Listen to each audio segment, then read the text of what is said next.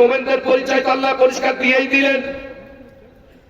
প্রকৃত মুমিনদের এক নম্বর বৈশিষ্ট্য হচ্ছে এটা, ওরা আল্লাহকে যখন ডাকবি আল্লাহর ভয়তে ওদের অন্তরটাকে বলে।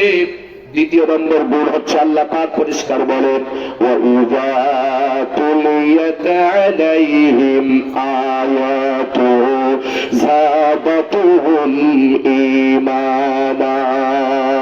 দ্বিতীয় নম্বর গুণ হচ্ছে প্রকৃত মুমিনদের, আল্লাহ পাক বলেন যখন ওদের সামনে আমার আয়াত তেলাওয়াত করা হয়, ওয়াইদা তুলিয়াত আলাইহিম আয়াতুহু যাদাতুহুম ঈমানা, আর যখন হক মুমিন যারা, খাঁটি ঈমানদার যারা, খাঁটি মুমিন বিশ্বাসী যারা, তাদের সামনে যখন মহাগ্রন্থ কোরআনের আয়াত যখন আমাদের সামনে তাদের সামনে তেলাওয়াত করা হয়, আল্লাহ বলেন খাঁটি মুমিনদের, প্রকৃত মুমিনদের বৈশিষ্ট্য হচ্ছে যাদাতুহুম ঈমানা, ওদের ঈমান বৃদ্ধি হতে থাকে, ঈমানি শক্তি বেড়ে যায়।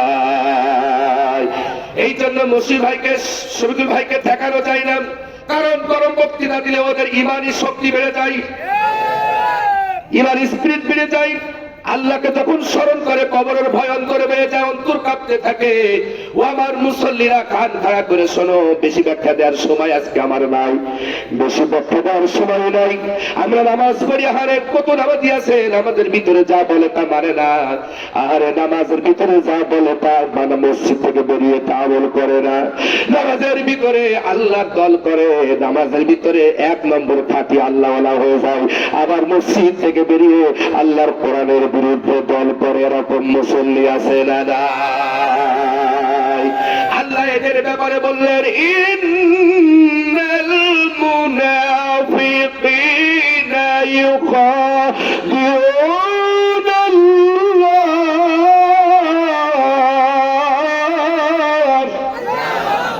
ওয়া হুয়া খাদিউহুম ওয়া ইযা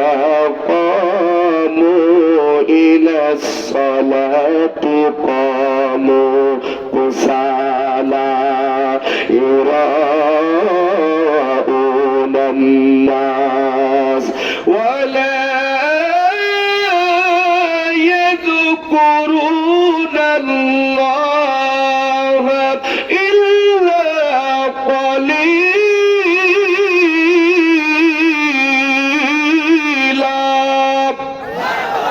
সবাই বলুন আল্লাহু আকবার।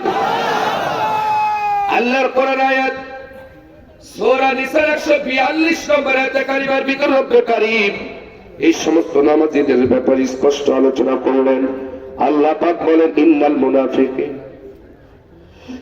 মুনাফিকিনা ইউখাদিউনা আল্লাহ, নিশ্চয় মুনাফিকরা আমি আল্লাহর সাথে ধোঁকাবাজি করছে। কার সাথে? আল্লাহর সাথে যারা ধোঁকাবাজি করে, এদের মতন শয়তান কি আর বকশিপুরে আছে? আল্লাহর সাথে ধোঁকাবাজি করে কে কেমন শয়তান গো বাবা? নিকৃষ্ট, এদেরকে মুনাফিক বলা হয়েছে। কি বলা হয়েছে?